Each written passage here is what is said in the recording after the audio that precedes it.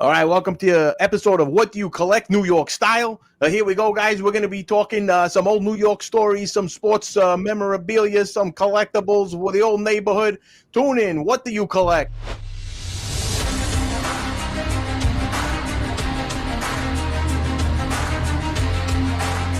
Intentionally unintelligent podcast here. James and Chris. We got BigSlabDaddy, Jayden. How we all doing? How about how you doing, everyone? How you doing?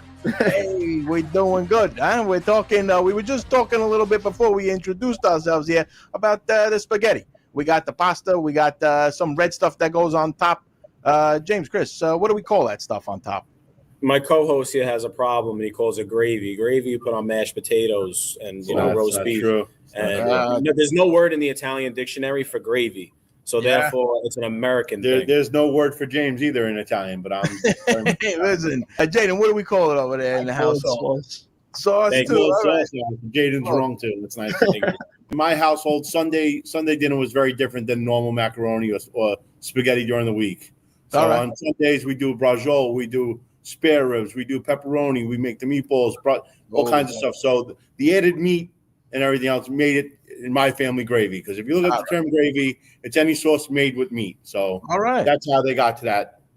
All right. I just want to break it down a little further now. The background here. We got Sicilian background, Napolitan, any of this. Does that? I know normally they don't get along. I know usually the Sicilian women want to kill the Napolitan men, but my grandparents were half and half. So I guess I'm a quarter and a quarter at this point after it got watered down. All right. Because sometimes you don't know. Maybe that's where the words and the terminologies come from one side or the other. I mean, look, I'm half and half myself. I got a little calabrese in there, a little bit of everything. You know what I mean? The hot head, calabrese, whatever it is. But regardless, we all know what it tastes like, right? We all know our favorite places to go to. We all know. All right, I'm in the mood for Italian food. Jayden, where you going for Italian food in Brooklyn over there? Vecchio's, Campagna, can't go wrong. Nice. Did you go to New Utrecht High School? No, I didn't. I went to Farrell. I know you from the neighborhood. You look oddly familiar, bro. You collect all the yearbooks. Maybe you remember him from. I was a Severian guy, Jade. Another reason why we're. Oh, Severian. No way. Get out of here. I got a Severian guy over here too. So look at this. Oh, nice. Look at this. We all we both like wearing uniform, I guess. You know, it was great. I didn't have to think of nothing. You put on the tie, you put on the old pants. That's it. You go to school like a schlep every day wearing the same thing. It's nice. The what you call it, going to Severian was awesome. I just had like 4 or 5 ties in my locker that I just go home and my button down unbuttoned. I'd get to school, take it out of the locker and put it on, and that was still it. wears it. Still wears it. Oh, look at this guy! Listen, I don't know what generation of high school you guys been in, but when we had to wear those uniforms in the wintertime, I tell you, it was hot as hell in that classroom. So here's a little tip that my class used to do. You let me know if you did the same. We used to wear the sweater, and then underneath it was just like a dickie, they call it. It was just like the collared shirt, but the rest of it was cut off, and we had to dye. That way we weren't dying. We were wearing by the time I went to Severian, the summertime was just polo shirts, and in the winter we were allowed to wear collared shirts, button downs with the ties, but no more blazer or anything like that when I went. All right. This is jersey and shorts. He went to New York. Nice. All right. Yeah, we had to get crafty. We were like, we're dropping dead over here. We cut dress shirts in half, and then we put a tie, and then we put a sweater over it, just so we could stay a little smart, man. I gotta tell you. Hey, listen, we were ahead of our time back then. Look how far it got us. Listen, man. Now they just have tuxedo shirts. You could have been multimillionaires. Look at this. Yeah, look at this. That's true. They put the old tuxedo right on the shirt nowadays. Nowadays, everybody works from home. Nobody wears nothing except for matching pajamas, maybe. I mean, that's as far as they go. Look, I got the matching top and bottom, honey. They're all working from home. Everybody look like they're ready to go to bed. I mean, I love seeing those blooper clips where you see like a guy on a job interview and he's got a nice suit and he forgets to shut his camera off and he stands up and he's in his boxes. Exactly. That's it. Nobody, they don't got to try no more. Generations here. It's just between all of us. I'm sure we're going to talk old New York. We're going to talk collectibles. We're going to talk exactly, what we remember of sports as a kid. What drew us to being collectors or just buying certain things. Even if it's like you're buying a jersey, you're like, why did I buy this? Why did I buy these sneakers? Is it because of a certain basketball player? Jayden, you got any early memories of what got you into buying something sports related? Me, from the start, I was always diehard Kobe, Lakers, everything. So always when I strapped up to play ball, I was in my Kobe shoes. I only wore those. My Kobe jersey, I got all of them. Actually going from like a size small to medium to large. Oh my the God. whole evolution of it. That's Kobe nuts. got me into collecting, and he got me into like basketball, me playing. So I always represented Kobe shoes, Kobe jersey. Oh wow. And you always lived in New York, or is that so you were always a Kobe fan from the Lakers? You just totally ditched the Knicks and I skipped over the Knicks. I don't know why. Wow. First game I watched was Kobe, and it was so. That's it. The fadeaway and everything. I would always try to do it. Coaches yelling at me like, "Stop fading away. There's no need." I'm gonna do it anyway. Dude, you're already a basketball fan, and you're already seen championships. Here we are. If you like the Knicks like myself, another decade goes on my life, and I still haven't seen a championship title. I'm gonna lose my mind. I can't do it another year, bro. I can't do it. It's gonna stop. Do it. If you guys don't do it this year with the path you've got, it's the easiest path there is. So if you don't get there this year, it's a problem. I mean, you got Halliburton out, you're gonna have Tatum out. So if you don't get there this year, then might as well just sell the team. Chris, who you following? As far as I can tell, you're a Knicks fan, right? This is it your whole life, or what? I'm a diehard Knicks fan. My father used to work for Wall Street in the early 2000s when I was a kid, and then he used to get box seats. So that was around the time, where I was of age where I could actually start recognizing the sport a little bit better and actually know what's going on. That's when they had David Lee, Channing Frye, Al Harrington, Eddie Curry, Stephon Marbury. That was my generation. So the Knicks haven't been good my entire life. We had a couple of good years with Carmelo, and now we're better than anybody. I know Marbury was great years. I mean, as far as being from Brooklyn, it was like, oh, look at this. We got a Brooklyn guy on the team over here. In high school.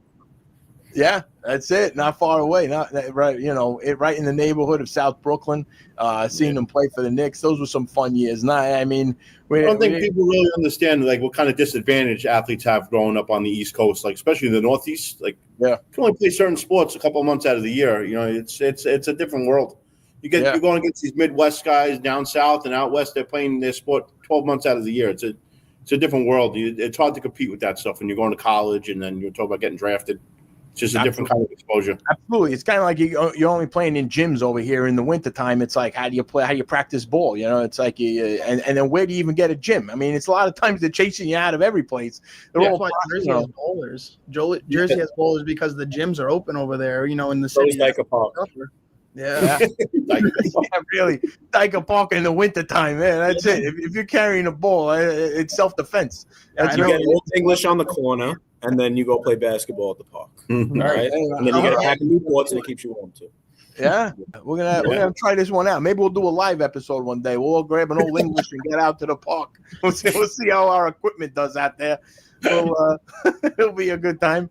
But no, it's true. I mean, just learning to play ball, on the East Coast is tough. But the Knicks during those years, I remember a little further back from the Ewing and John Starks days.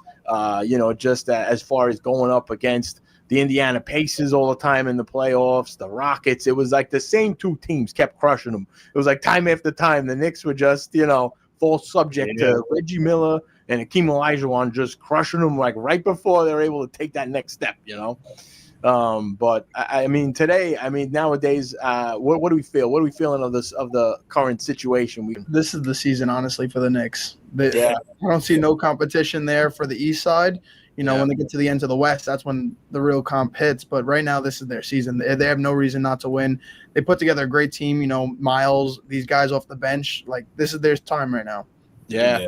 I mean, that bench is ridiculous. And right now they're looking at another 15th man, or I think it's 14th because they got to sign a rookie on a rookie extension to fit under that second apron. But they're looking at Malik Beasley, Ben Simmons. I don't want anywhere near the Knicks, but who else are looking at? They said Russell Westbrook. I don't want him either. Landry Shamet. I mean, you just get one more sharpshooter. There's absolutely no reason for it. And the main reason why the Knicks lost Indiana is because they didn't have a primary backup ball handler. It's true. Yeah, that's. I mean, bring back Dante DiVincenzo back. So I was saying Dante DiVincenzo, I mean, was just a huge part of, the Knicks the year before, all his clutch shots in the postseason. He just really won the fans over. So losing him last year, I feel like it was like the first thing you thought of, when the Knicks, you see them when you're like, I was at that game. I was at the game against Philadelphia. Oh, no, really? When he hit both those threes. So actually, previous to that game, which like kind of made me start this podcast, is I went on 7 p.m. in Brooklyn, not on the podcast, but I did like an event for them for Carmelo and that whole crew. Common was there, Kyan Anthony, his son. So I watched what they did, and then I was like, I want to start a podcast. I'm like, I'm no Carmelo Anthony, but I could be something. And that's awesome, dude. That's great. Listen, look at that. The Knicks influencing us being here right now. It made fate happen over here. I'll show you guys a picture of Melo and me standing next to Melo. You want to see what a real man looks like? You can look at Carmelo, and then you see me, my 5'10". That's awesome, dude. Yeah, no, that's great. I mean, Melo had some great years playing in New York at the time. It's just he was, before you had Brunson come along, I think the last jersey you saw, like, people would still buy. I mean, they're still buying now is Carmelo's jersey. It's just like one of those iconic Knicks. Jayden, what do you feel your iconic Knicks as far as over at BigSlabDaddy and the shop there selling collectibles? What are some of your biggest items and some of the things that someone comes in and they're really after? More or less like looking after, or that I do have. There's you know what? Let's go ball. Let's see what's the general interest in New York. Like, what's the first thing that they most want is Brunson. I hear about Brunson every day, call, anything Brunson, rookie card, rookie autograph. Everybody wants Brunson. Like, that's like the go-to. I can't keep it. It's in and out, but some pretty cool stuff that I own. I got the Pat Ewing with the arms out. I got him to sign that, and it's a jumbo photo, like a 32 by 24. So I got that right when you walk through on my wall. Oh, man, that's awesome. That's hands down one of the nicest pieces I have. I think for Knicks wise, that's definitely got to be the cream of the crop right there. Yeah, huge. Yeah, that's one of the nicest pieces. But yeah, Brunson is like the guy that everybody wants. Everybody wants Brunson left and right, man. That's all. And as far as out of New York, out of basketball, what's your next? What you would say, big item that people are looking for? If it's not Brunson on the Knicks, what are they coming in and shopping for? So a year ago, I'd say Giannis. Now it's Stephen Curry. It's all. Wow. Yeah. Especially when I go to shows, it's expanding outside of Brooklyn, outside of like the store, that location. It's like I was just came from California. Obviously, they play out there, but all Curry. I went to Nationals, all Curry, and his market is taking the biggest rise right now. Him and Kobe's market, all that kind of stuff. Jordans, LeBrons. In the collectible market, that stuff is getting more rare. So that market's been insane. Like, the market's just been ticking up in general.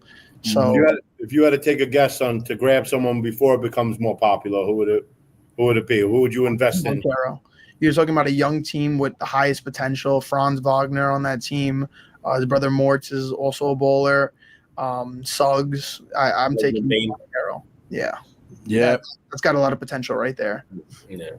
Yeah, Orlando Magic is a good young team. I mean, they keep getting closer and closer. I feel like every year they dial it in a little bit, and as they grow, it's just they're competitive. You can see the heart in that team, which is a big piece of. I think that'll toughen you up through the playoffs as far as if you keep getting there, and then you gotta, if you fail, you just like, all right, this time we're going back to the drawing board and we're gonna do it again. And with the Magic, you could see they're taking those steps. They're not just reverting or going backwards. It's like sometimes you see teams that they make it to the World Series, they're like the Yankees, and then that's it. The next season, it's like, guys, like, what happened? We looked better last year than it's not easy, man. It's not easy to get back to the top. I mean, you're playing against professional athletes every year. Everyone thinks that just because you make the playoffs one year, you're automatically locked in. It's that's just like our fandom. Like, we look at everything on paper, but if you play the sport or anything like that, it's injuries. You got a ball that bounces in a half an inch one way as opposed to another way. That's a loss. It's just playing sports and getting back to the peak of everything it's so hard. Of course, you have both sides off. You have Dodgers and Yanks both looking like mid-teams. Like it's just crazy how it goes. Yeah, and even the Yanks, I mean, they're starting the season and you have no Garrett Cole, you lose your ace pitcher, so it's a lot of, every 5 days when you're leaning on somebody to get you that win, your whole season could change just off of one guy. It's kind of tough, but baseball, it goes by the pitcher. It's not like every other sport out there. Football is a team sport, but, if you lose your quarterback, a lot of times there goes, that team. Not many successes. I mean, you had the Eagles do it, some time ago, that with, losing the starting quarterback, and then you got your backup. You got Nick Foles out there winning a Super Bowl. There's not many times in history you're going to have that. Probably the Giants are probably the last one to do it, right? When Sims went down, you had Hostetler come in. Yeah. Before the Eagles, your Giants, you got the Hostetler Super Bowl. I mean, that's definitely a memorable one. It's like and then being a Giants fan, I mean, you had a nice couple runs against the Patriots. Yeah. I mean, it's not bad if those are only two teams you could beat in the last 20-something years of the Patriots. Yeah. Those were some magical seasons. You guys, did you remember those wins you get? Did you go to the parades, or do you remember any stories? I'm going to jump in real quick, only because I'm a San Francisco 49er fan. Oh, look at this! Nice, look at this. Yeah, so I remember Ted Ginn not playing in that playoff game, and then Kyle Williams fumbling the punt, which you guys kicked the game-winning field goal to go beat the Patriots. So that was like a little heartbreak. Yeah. So both times, like, you got in there, I feel like you knocked us like right before. That's what you get for being a San Francisco 49ers fan. You know what I mean? And you can't spell elite without Eli. There we go. You guys are speaking more my language, and Russell Wilson's going to take us to the promised land. For the Jets. I went to both the parades. Amazing. And back in the day on 18th Avenue, when two things happened. When a New York team won the championship, Super Bowl, whatever, 18th Avenue go ballistic. Whenever Italy won the World Cup, 18th Avenue go ballistic. But I remember, I think this was the second one that they won. I was still in high school. And then I swear to God, in Utrecht High School, there was like 3 people there. Like, somebody sent us a picture. Everybody was at the Giants parade. And also, it should be like a national holiday for a city when like a team wins the championship. You know? For sure. I agree. It's especially, it could be once in a lifetime. It could be twice in a lifetime. It's just a shame there's not going to be another Tom Brady, because if there was, then the Giants would probably win again. But there's not. Yeah. No, it's true. I mean, it's great that the Giants, obviously, like we said, pull those Super Bowl wins. I remember I went to the parades. It was just a great time. I mean, as far as one of the last memories I have of one being was 2012, I think, was the last time that they won that Super Bowl, and it's been pretty dry around here since then. I mean, we've been having quite a spell on New York. I don't know. What do you think would happen if the Knicks won the championship? What would happen in like the 5 boroughs? They would burn down. It would be trash. Yeah. Jayden, tell us. What happened to your shop? What happened to your shop if you were open? My God. They're going nuts. My shop will be torn. I was actually at just for the win against Celtics. There was a guy on top of like a jumbotron, a billboard, sitting there, and I'm looking up like this. Imagine like just finals. Like this is not even. We're not even there yet. Best fans in the world. Yeah, it's the end of the world. The whole city's burning down. Cops weren't even allowed to get down that street. Forget about it. You're gone. But you know what I laugh at, and this is what I laugh at. So like you bring that up and everything else, and those people that do that stuff, I find it hysterical. They're a little off center. I mean, this guy's hundreds of feet up in the air, just sitting up there. But honestly, like there was like no damage done to any like storefronts. Like we do like a lot of dumb stuff. We go crazy, but we're not really destructive. Yeah, they destroy their body. You see other cities, and they like burn their whole city down. And I'm just looking at them like, you got to go to work tomorrow. Like you have to just don't wear a Halliburton jersey to MSG. If you wear a Halliburton jersey to MSG, you have a problem. Yeah. And honestly, like I'm just gonna get into 2 seconds. I'm gonna move on. There's no reason for you to go to Madison Square Garden during a Knicks playoff game to all the fans around the world. If you end up seeing this podcast, I hope you do. And then wearing another team's jersey and expecting nothing bad to happen. Yeah, it's a stupid thing.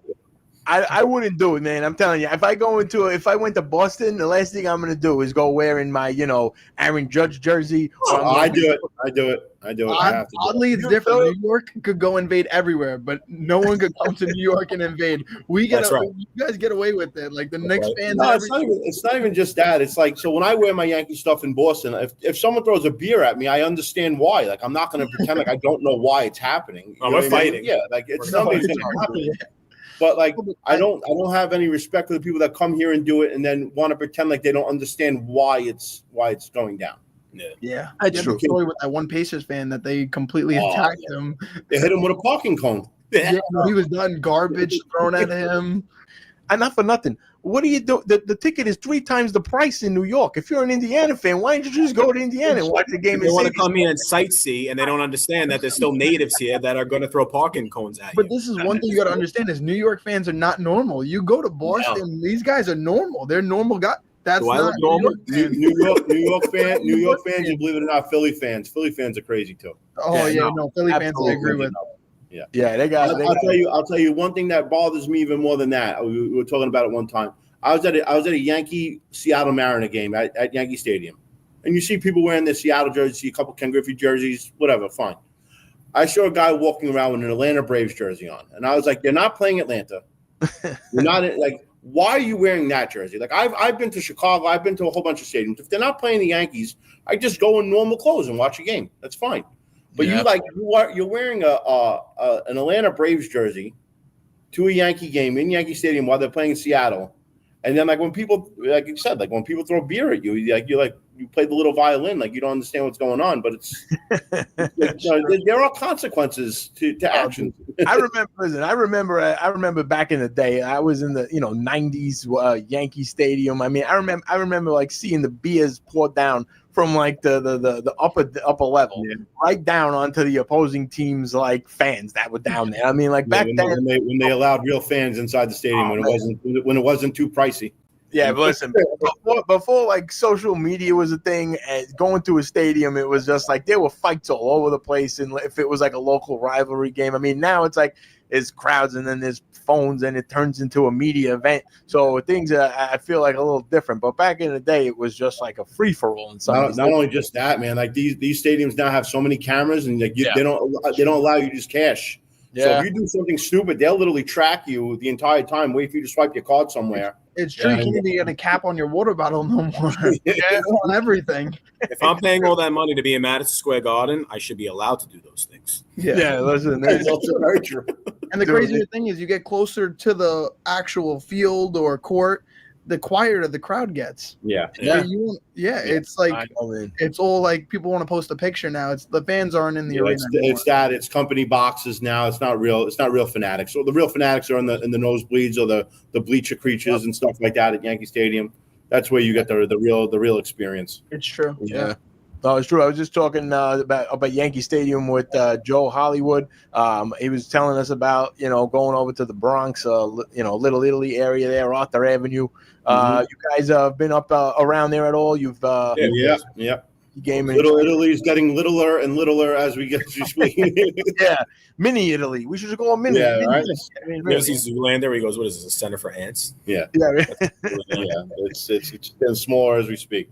What are some of your favorite places as far as if you're going to a game, you're going out after a game? You guys got any spots? For me, it's Billy's, man. Billy's is heaven on earth, man. Especially after a Yankee win, there's nothing like it. You're surrounded by 1,000 people that are all chanting the same stuff. Everyone's in a good mood.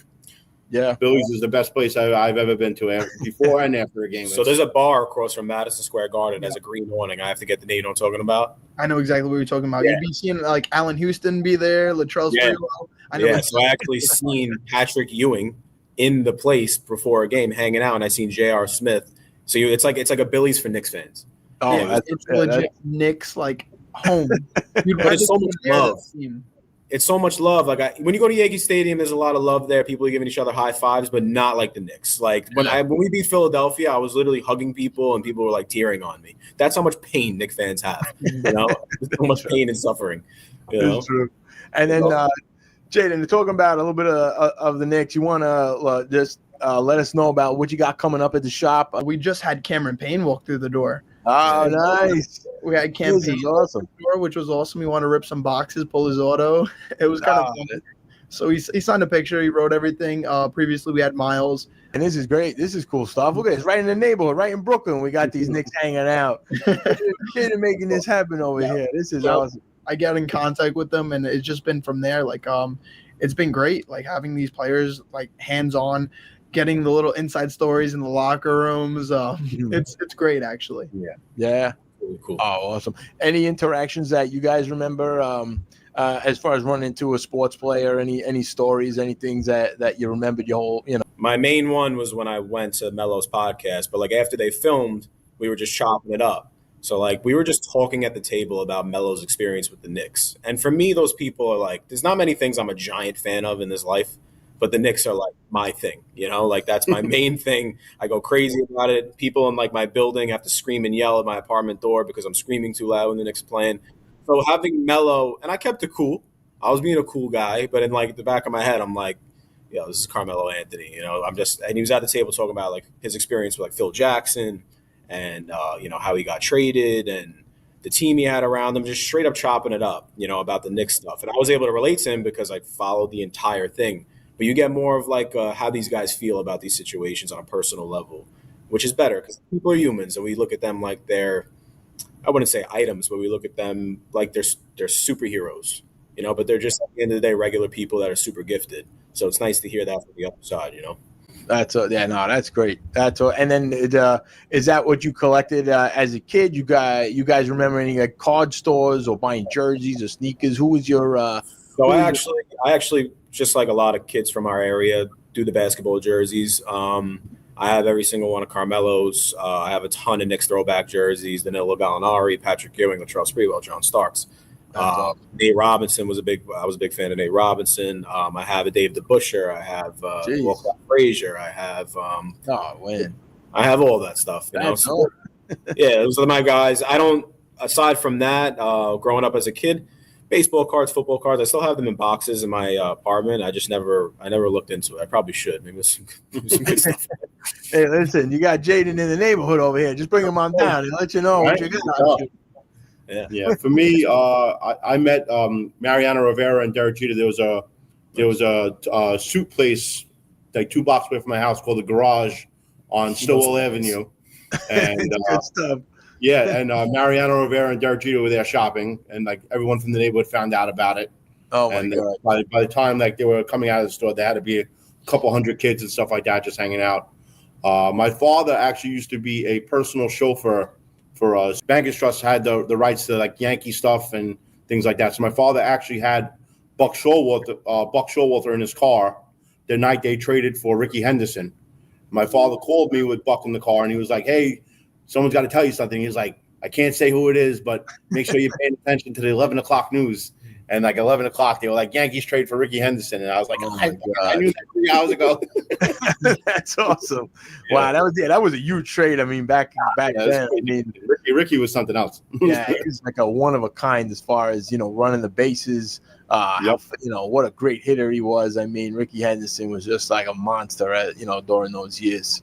And what'd you collect exactly? I know I could obviously see. So for me, it wasn't really. I wasn't really a big basketball person growing up. I was more football. So I have a lot of Niner jerseys. I have Joe Montana jerseys. A couple of Jerry Rice. I have a Ricky Waters, a Merton Hanks jersey. I was a big Deion Sanders fanatic when he got traded to the Niners. Oh yeah. What an athlete! I got a whole bunch of Deion Sanders jerseys. I was pretty big with sneakers. I for some reason I liked the Penny Hardaways back in the day. The Penny Hardaway sneakers. I had them in multiple colors. Believe it or not, I don't even know if it's considered a collection thing now. I've gotten into colognes. I have like 110 bottles of colognes. Oh, nice! Look at this. A different smell every day over here. Different occasions, different settings. It's good. It's good. Yeah, my older brother got me into. He's got a bigger collection than I do, but we have a bat that's signed by every living member that's part of the 3,000 Hit Club. Oh, nice. He started it way before I got involved, so he has a couple of people that passed away back. But we got like 20, I think it's like 24 signatures on it. Oh, that's pretty great. Yeah, I have a crazy story too about a collector's item. My grandfather on my mother's side, I only met him once. Well, actually like 2-3 times. The second time I met him, I actually went down to his house. He was living in Tampa Bay, Florida.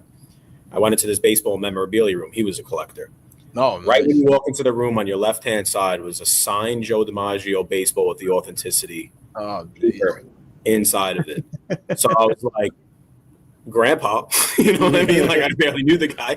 I was like, I want that ball. You know, I want to get that. It was probably worth like $60,000, and we just like lost touch, and I just never got a hold of it, man. But that thing was probably worth ridiculous. It sounds like a scene from the girl, Baby Ruth. No, just kidding. Yeah, I was gonna say that's it. Oh man, that's great. No, that's true. I mean, there's some older collectibles and things like that. You always remember them. You know, that's what's something that growing up in New York, some of these icons you just always hear about. Even depending, if you're a fan of the team or not. It's like you still would collect something. Nolan Ryan being on the Mets, it's like it's just some Keith Hernandez on the Mets days. It's like just some great athletes and superstars that mean a lot to so many people. They transcend the sport. You like them whether they're part of your team or not. Like I had a whole bunch of Barry Sanders stuff. Yeah. Just 'cause Sanders was just a human highlight reel. Yeah, absolutely. As far as baseball goes, I don't own anything besides Yankee stuff. Yeah. All right. I got you. And then Jayden, what do you think of coming up, like some of the younger stars today? What are you feeling some of the up and coming stars that you say are getting a lot of attention, and just what are you kind of hearing out there that say some big young stars that maybe people should maybe load up on now while they're still young? This draft class is so weak for basketball, I would say, to be honest. A lot of people are going for now the older guys. They're going for the guys that made their presence, because put your money into one of these guys buying their cards, you never know where they're going to go. It's very few that you get your Shai Gilgeous-Alexander that blows up. It's very few times you get that, like Steph Curry out of nowhere shooting half-court shots, making them that don't do it their really rookie season. So if they're not doing it early, a lot of times it's not going all the way. I wouldn't recommend going younger guys. I recommend going for the guys that you like. I always say it, like, collect what you like, more or less. People try to like influence the market, try to guess the market. It's impossible to guess. You never know what anybody's going to do. So let me ask you a question. So if you have obviously like Nikola Jokic, he was a later pick, and a Giannis Antetokounmpo, who was supposed to be a nobody. As a collector, the question for both of you guys, do you put those cards aside and like stash them, and then down the line it's like, oh, all right, this kid turned out to be a stud, a superstar, and then those cards suddenly collect value, or do you kind of just scrap them and forget about them? Yeah, so if you pick up one of these cards, you got to pick up a card with value in the first place. So kind of go for a Giannis with a signature on that. Right now he's down, so now would be a good time to buy, because Giannis does something again, his market goes right back up to where it should be. Yeah, Jokic, like if he's Jokic wins again. It's right there. His market's back up. So buy into one of those guys that is a little more stable. You're not going to lose on a Giannis card. You're not going to lose on a Jokic card as long as you get it at the right price. You will lose on a Reed Shepherd. You will lose on a Connectin if he doesn't make it out. You'll lose on a Stephen Castle. Even going back last year, Wembanyama cards hit like insane numbers. He comes down with like a small thing like that, and suddenly his market's tanking. Like 60% off of what it is. You buy a card for $1,000, now it's $600. You buy a bunch of those thinking you're investing, and you're down 40%. It's not too fun. Yeah, makes sense. But after these guys retire, that market will probably end up going back up because it's more of a retro item now, and maybe they did have a solid career early on, and now it's more valuable in the future, because a ton of guys in the NBA kind of don't do as well towards the back end of their careers, but they did really well the first 10 years. So it's hard right now to know, because right now it would be guessing, because the market boomed in 2020. So you really haven't seen like retired markets yet on these young players. Before 2020, like half the price. Kobe orders were about $150, $100, back in 2018. But in 2021, they were $2,000, $3,000. So the market jumped that big of a difference in that little bit of time. So you haven't really seen a retired market. My opinion, I think it will go up. I think some guys will go down. They got to be the top percentile for them to keep going up. So Steph Curry is going to be one of those guys that are going to keep going up, and I think people are realizing that that's what's shooting his market up at the moment. Yeah. Now, I seen even the Steph Curry recently, they just came out with a super sticker set with the V Friends. Yes. It's crazy. This is, I mean, it's these aren't sports cards. These are, V Friends is a cool collectible, kind of like a Pokemon gaming, with Gary Vaynerchuk behind it. It's just great though. I seen like he released this new set with Steph Curry. I think there are already some of these autos that are selling for way over 1,000 just as of these past couple weeks, because the set is just out now. So it's like half those packs are still loaded. So we were lucky enough to get direct contact with that. So yeah, Gary V, actually, I went on a Zoom call with him, and he pretty much explained the whole product to me. And like, honestly, when he explained it to me, it sounded absolutely insane. Like the things he was saying, the work he's putting into it, to get Steph Curry as a signer on that is absolutely sick. Something that could actually rival Pokemon that is entertaining would be that product. And we sold out the same day. A couple hours of us having that product, 2 cases, and then a case to give out for free.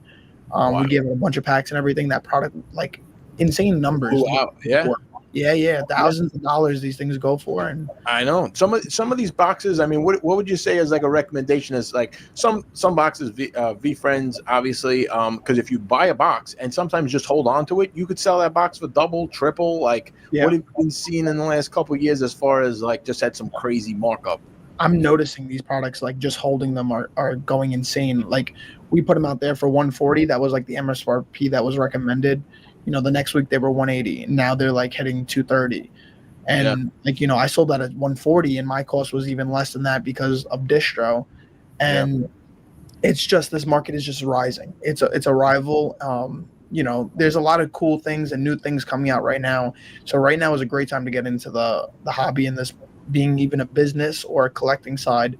Either way you put it, it's a great way to get into it. Like collecting your favorite player, collecting something that's new that you believe in, like this V Friends product, or maybe something else that's coming out. It's a good time to get in now because this hobby's just been booming. Yeah. All right. Do you feel like there's a certain sport that like the memorabilia is more lucrative than others? Everything moves. I mean, hockey is honestly the lowest, but like soccer is like going insane. The World Cup's coming to USA. You have basketball with like transitioning now. Panini was the original owner. Now it's transferring to Topps, and you see Topps creating events like Fan Fest in Manhattan, the Javits Center. It's like Comic-Con for sports. You just walk around there, you see French Montana. I was sitting next to Karl Anthony Towns and all this crazy stories that people have just being regular people that just attended the show, feeling like you're one of like hanging out one-on-one directly with these players and athletes. And their thing is super alive. Like this business, this hobby, whatever you want to look at it, the life is there. And I do feel like every sport is booming. Besides hockey, everything is really going, but hockey is like something that I love. And even that is having a market tick up. And who's your team? Who's your hockey teams? Rangers got to represent. There we go. I thought so. I thought I recognized those colors. You guys, I don't know if you're Jayden. You're young, but you don't remember this 1994 Cup. But I don't know if you've watched highlights. I'm sure. Of course. Yeah, but just dude, I remember going to the hockey parade.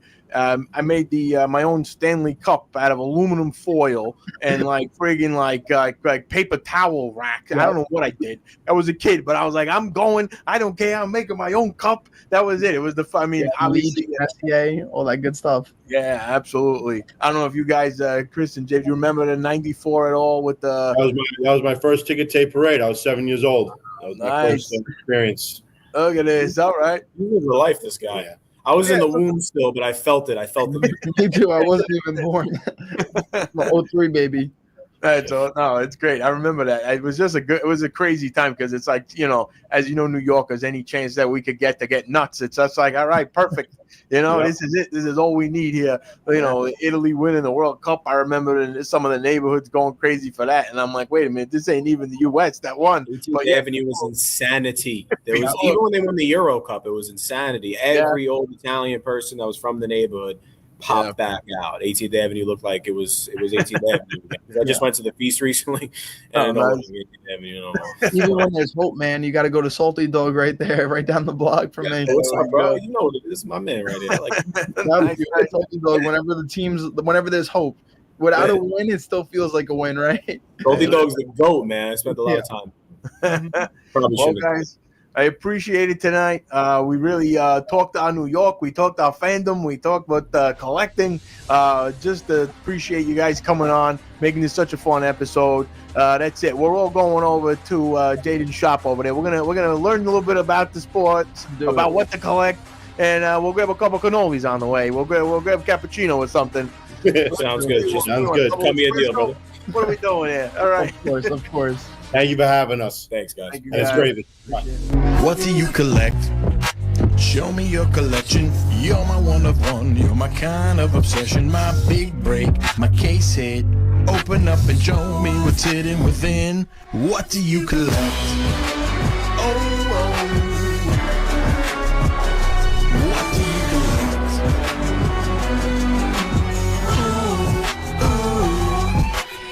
Flipping through your comics, hand-drawn heroes in hand, Pokemon, magic, be friends from across the land, graded gem slabs, she's my number 10. Tell me all your stories, I'll start you up again. Secrets in your binder, treasures in your room, every little sticker, every little cartoon. What do you collect? Show me your collection. You're my one of one, you're my kind of obsession. My big break, my case hit. Open up and show me what's hidden within. What do you collect? Oh, what do you collect?